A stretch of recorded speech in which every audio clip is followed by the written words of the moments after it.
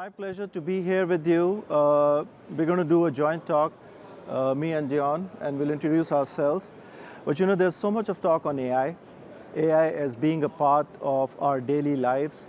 AI as being applied in different type of industries, being applied in so many applications. So what does all that mean when we talk about the partnership between NVIDIA and Schneider Electric? That's going to be what we want to talk about today. So I'm going to quickly get started. Meeting tomorrow's demands today through AI. My name is Pankaj Sharma. I'm the EVP of the Secure Power Division and the data center business for Schneider Electric. And I have here with me, Dion. Yep. Hi, I'm Dion Harris. I'm the Director of Accelerated Data Center Go-to-Market at NVIDIA. Thank you, Dion. Yep. So look, this is one quote which is one of my favorite quotes in the last couple of months. And obviously, the individual Jensen doesn't need any introduction. But there's something which he says there. Look at what it says. It says, generative AI is the defining technology of our time. Fair. But working with most dynamic companies in the world, we'll realize the promise of AI for every industry.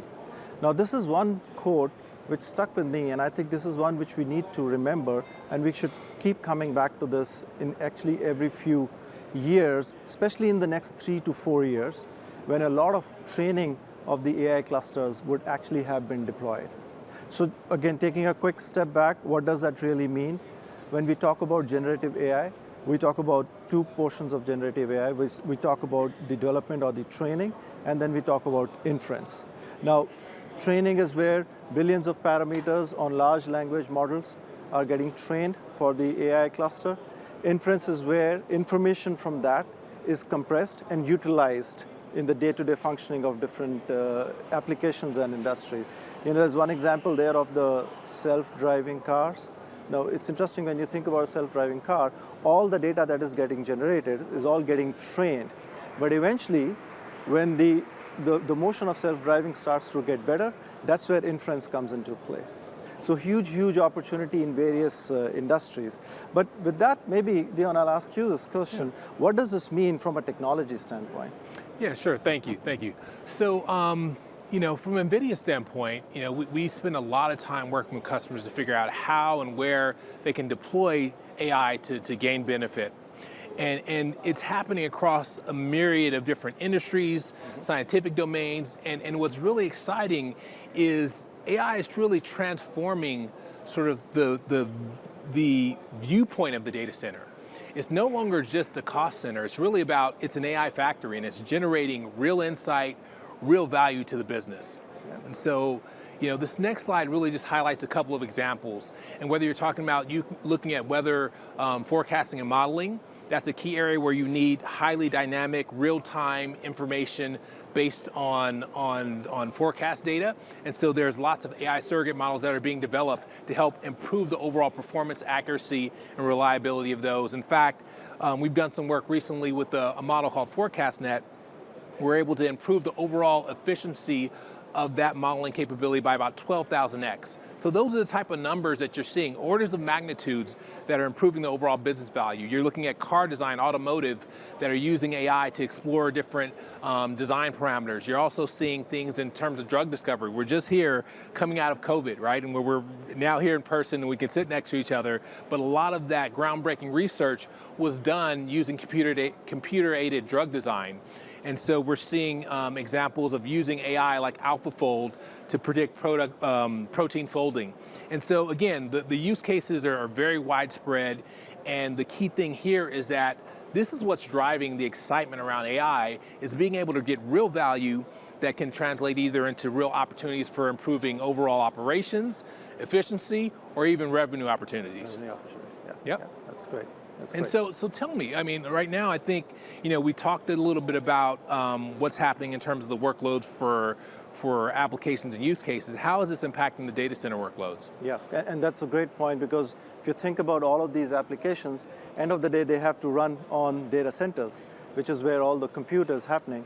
Now, when you think about the opportunity and the way the workloads are shifting, there's some important information here for you. When you think about AI, it's about 4.3 gigawatt today in terms of the total AI workload. that is expected to go at least 3 to 4 times, so almost 15 to 18 gigawatt just in the next 3 to 4 years. You know, the total power getting consumed from about 8% today to almost 15 to 20%, even with all the efficiency which is getting built in, because the multiplication is happening on the powertrain. And finally, another important point, when you think about the AI workload today, 95% of that is in the central or very large data centers, but that's expected to go to almost 50%, because the 50% will move to inference or to the edge, as we like to call it. So some important information to think about on how this demand is actually shaping up. But now again, Dion, back to you. The AI models, end of the day, the AI models are the ones which are driving this need for high compute. So maybe you want to talk to that a bit. Absolutely. This is no surprise to anyone in the audience, but this space is moving exceptionally fast.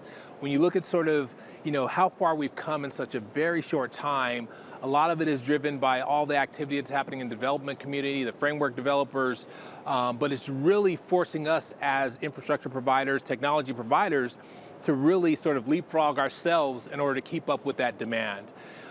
In fact, if we just take a look back and see where we've been in terms of AI and the journey we've been on, when you think about the early stages of AI, it was really about image recognition, how you can use AI to do interesting research-based tasks. And that was useful, starting to really unlock some of the use cases around how AI could be useful.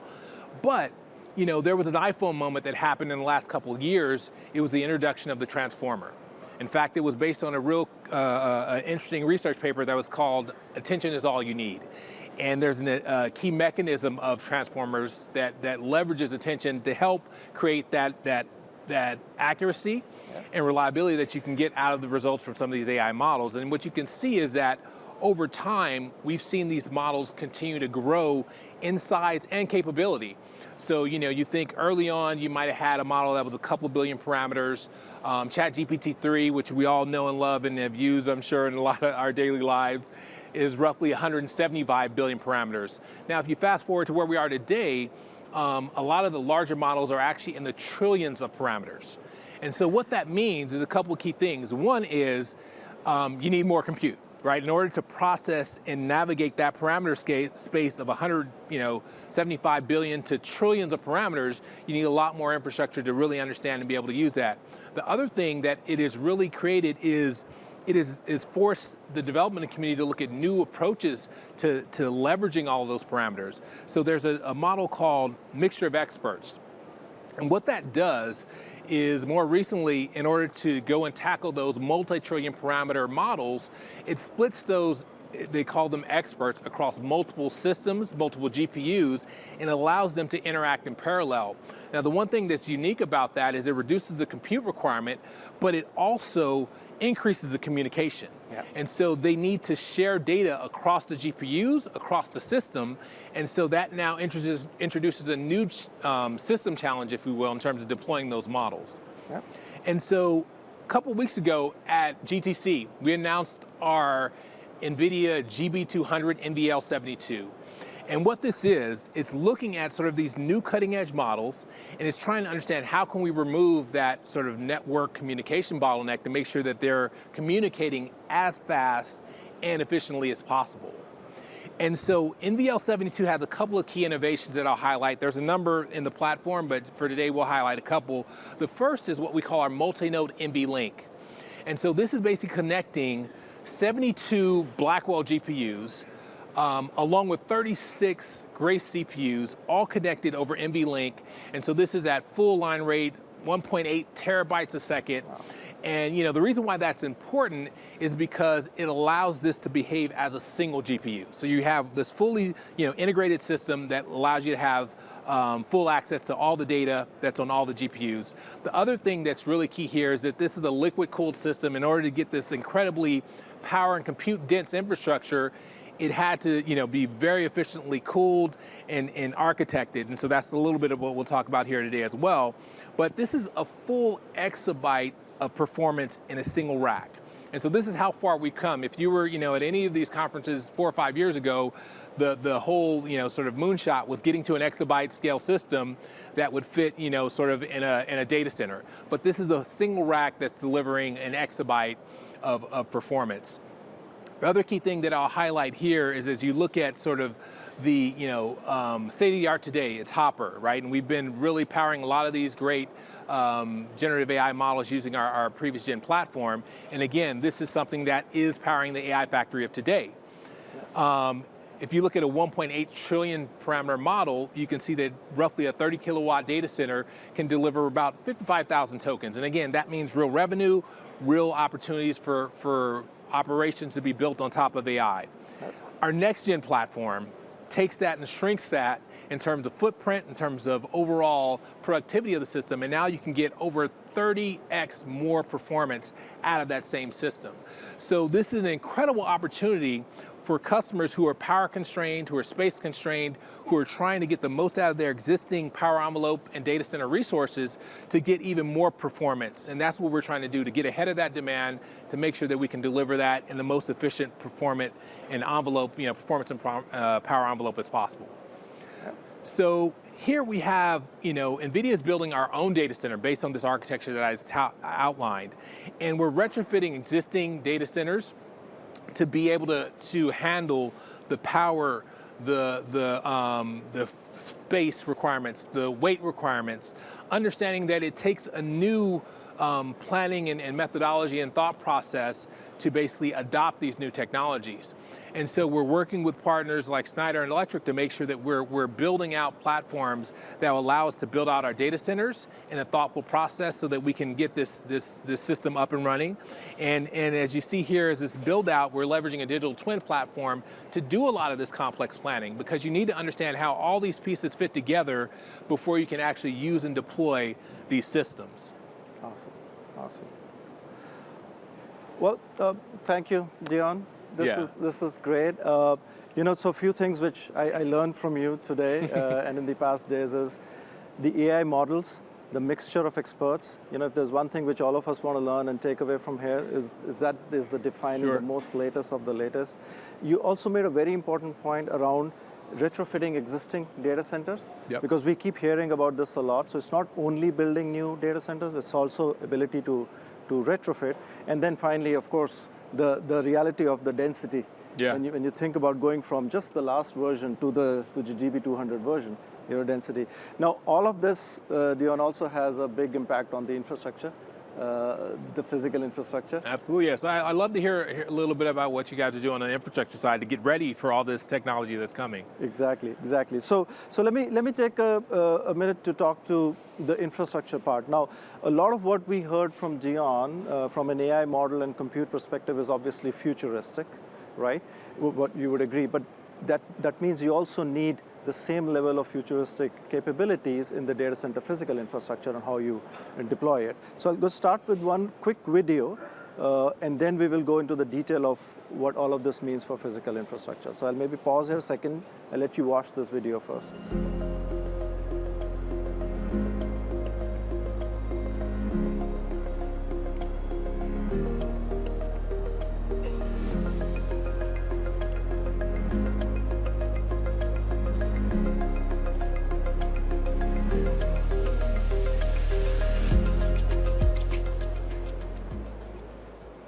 Okay, now you heard about the density, and we're talking about 60 kilowatt as a bare minimum, but at a rack level, this could go with the GB200s even beyond 100 kilowatt, right? Or even more than that. With that said, what do we need to do for the entire physical infrastructure? Now, there are two pieces of the physical infrastructure always for us to remember. There is the powertrain, and then there is the cooling capability. Now, you'll notice on this slide, I'm not talking a lot about the powertrain, not because we're not doing any innovation or evolution there. The technologies in the powertrain to be able to cater to the AI demand already exist today. What's happening there is the multiplication. So the number of power infrastructure type of pieces which you're going to need multiplies by many, many, many fold. But I did want to talk a little bit about the cooling part, because end of the day, when these very dense racks are deployed in AI training clusters and then eventually inference clusters, we have to take out a lot of heat. So basic science first to start with. Air is not capable to take out all the heat which is getting generated by these data centers now. So that's why you need liquid cooling. Now, air can be utilized, but it'll become super inefficient. Imagine creating a data center and trying, AI data center, and trying to take out the heat with air. It'll be a super inefficient data center. And from a sustainability point of view, that's a huge challenge. Hence, you need liquid. Now, even with liquid, what you need is an overall ecosystem of the data center, not just a solution. So when you see here on the bottom of the slide, the turbo core chillers, and I'll talk to you a little bit more about what's different between turbo core and the regular chillers, but the turbo core chiller, the chiller does the first job, creating the liquid which is required, goes into, as you see on the top, into the CDU. CDU is a cooling distribution unit. This is where the exchange of heat actually happens.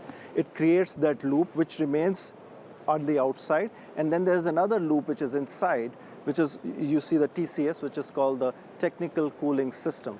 These two loops of liquid then do the job of taking the heat out from the AI cluster, which is inside the data center. Now, inside the data center, there is, as you know, from a server standpoint, there's talk about direct-to-chip, and there's talk about immersion. When it is direct-to-chip, the loops inside do the job of cooling down the servers, along with the crack units, which work with the DTC, which is the direct-to-chip. If it is an immersion type of a solution, then your CDU actually is a part of the immersion tank. So that's how this whole solution works. Now, when you think about these technologies, like what you heard, how innovation has played a role in what NVIDIA has done. Similarly, when you think about Schneider Electric, we've been actually doing turbo core chillers for a very long time. Now, there are two very big advantages of turbo core chillers. The first one being the efficiency. These are very, very energy efficient chillers, and the reason it becomes important from a sustainability standpoint is you need so much less of the front-end power infrastructure, whether it's the number of gensets or the sizing of breakers and so on for the entire power infrastructure. But that's not all. Even bigger than that is the fact that for an AI-related cluster, the level of temperature which is needed to go into the CDU and from there to the technical loop system, technical cooling system, is very, very fine. And your normal screw chillers, which you have today on all the large buildings, etc., they actually cannot do that job. Hence, you need a turbo core type of a technology. And I'm really happy because we mastered this technology as a company for more than a decade now. But that's not all. So that's the starting point. Then you have your CDU, which I mentioned does the exchange of the heat, which is equally crucial. Here again, there are two aspects which are very, very important. The first one being the rate flow, the flow rate of the water which is going through. So how that is managed, very fine management of that. And the second is the pressure of the water. So the least decrease of the pressure of water is what is very, very crucial. So CDUs do the job of actually doing the heat exchange. They work with the technical cooling loop, and that provides cooling to the entire infrastructure. So again, taking a step back, you learned about the AI models. We spoke about how dense each one of these servers can get. I spoke to you a little bit about the power infrastructure. I'm not showing it here. Like I said, it's an evolution which has already happened. Technologies exist. But I'm really going deep into what is needed from a liquid cooling point of view. Now, when you wrap all this together, then you create an opportunity to build data centers for the AI environment, right? Yep. Now, the big question is, what are we doing here together, right? You see NVIDIA here, you see Schneider Electric here. What we've done is we've worked together to build some reference architectures. And maybe, Dion, you want to talk a little bit about what we're doing in that space? Sure, absolutely. I mean, when you understand that accelerated computing is no longer just about a GPU. It's no longer even about a system. It's really about an accelerated data center. And so we're partnering with Schneider to basically build a reference architecture that allows customers to embrace the accelerated data center at the same speed of innovation that we're developing a lot of these technologies. So again, I think this is an opportunity to basically, help a lot of the broader ecosystem, get ahead of what's coming in terms of the new technologies and have the infrastructure ready so that when the systems are available, the infrastructure is available, and therefore you can start getting immediate value. Yep, and we have three reference architectures which we've already built. These reference architectures are both for new builds and for retrofitting existing data centers. They're available for public consumption today.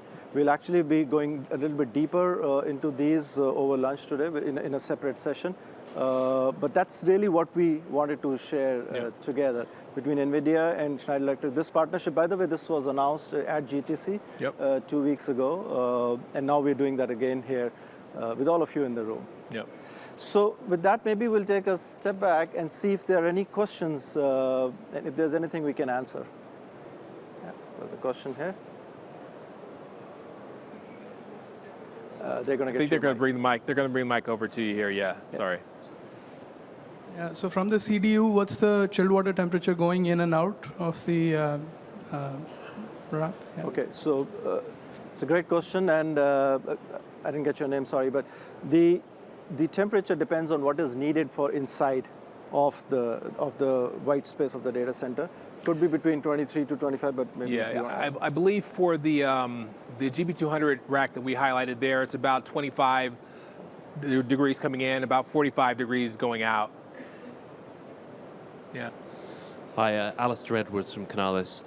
At GTC, Jensen made quite a big play about the energy reduction in the new Blackwell chips. I think he was talking about a 25x reduction. Could you talk a bit about how NVIDIA and Schneider, as part of this partnership, are helping to drive that energy consumption reduction in, joint reference architecture-led data centers that customers can build? Yes. So one thing, and that's a great point. So during GTC, we announced, when we described our Blackwell architecture, we described some of the energy efficiency benefits as being roughly around 25x. And so for some of these cutting edge inference workloads that require that compute density that I just spoke about to deliver that performance benefit, a lot of that comes from the enabling technologies. I mentioned liquid cooling as being one of them. We mentioned some of the work we're doing around, that NVIDIA is doing in terms of the networking capabilities. So a lot of those technologies are what's enabling that benefit. And I think, as we look at delivering this reference architecture, it will enable people to adopt and deploy that more readily, because you can't just take 120 kilowatt rack and throw it in a standard data center and expect it to work, without really doing some thoughtful planning and upfront sort of build out. So that's really where I think this partnership comes into play, is that it'll allow, end users and customers to really get the benefit day one by having that forethought into the reference architecture. Yeah, and maybe I'll just add 2 comments to that. When you're thinking about the powertrain as an example, so one example is when you think of the UPS, which is an important part of the powertrain. So the new UPSs, the GVXLs, which we have today, they're almost 1/4 of the footprint and hence very high in terms of density. So that becomes an important part of the physical infrastructure in the reference architecture. The other example is, you mentioned cooling. I explained a little bit about the turbo core. It takes actually almost 2/3 of the energy than any other regular large screw type of chiller. And then going to the CDU, the efficiency with metering and firmware of the CDU increases dramatically, so that you maintain that very fine degree of temperature needed. And there's also some elements of the architecture that we were very thoughtful about. The fact that we used NVLink and copper-based cabling as the connection points to remove 20 kilowatts of power that's allocated just to the switching infrastructure, for example. So I mean, there's a lot of thought about removing sort of unneeded power consumption and improving the overall energy efficiency. And again, I think at a data center scale, as well as at a system level, rack level, et cetera. Thank you. So Alexandre from Schneider Electric. So we understand that that the challenge is based on the performance, energy performance. On time, this system thinks that AI can go further by proposing the revenue addition for a colo. Yeah, that's a great question. Do you want to talk to the revenue model of that single? Yeah, and that's a great question. I think, like I mentioned during the talk, we're seeing data centers are transforming from a cost center to a revenue center. And if you really look at, you can go online and OpenAI, you can go on Barge, you can go on a number of these LLM and generative AI websites, and there are dollar figures associated with input and output tokens. And that is a mind shift, because what you're now doing is, when you look at sort of your build out, you're looking at literally return on investment from a revenue perspective as opposed to just a cost item. So I think that mind shift has happened, and that's what's really driving a lot of the excitement around AI. And so, what we've been seeing and working with customers and partners alike is that it's no longer just an academic research project. There's real dollars, there's real sort of business opportunity, and that's where the rush is to really get these systems up and running and to get hopefully the value extracted from them. Thank you. No, that's good. That's great. Maybe one more question here. Hello. My name is Manfred, coming from Excite in Stuttgart. We are doing data centers, and my question is a sustainability-related questions. Regarding the temperatures, you said we come in at 25 degree, come out at 45 degree, and if we would raise the temperature significantly, coming out, let's say, at 60, we would be able to do more free cooling. We don't need so much power for cooling. Right. And mainly, we would be able to give the heat away to district heating without a heat pump. So knowing that the chip is very hot, is it imaginable that you raise the temperature on the cold plate? Short answer is yes. I think we're out of time, but short answer is yes. And there are some opportunities to do that, and we're working with customers that are doing that exact sort of implementation. So yeah, that's a great question though. Yeah, and then you can apply free cooling wherever it's available. I mean, you have to remember it's not available in a large part of the world today. Absolutely. But look, thank you for that question, and we can talk more. I think we are out of time, so thank you again for listening in, and happy to answer more questions as we mingle around. Thank you. Look forward. Thank you. Thank you. Absolutely.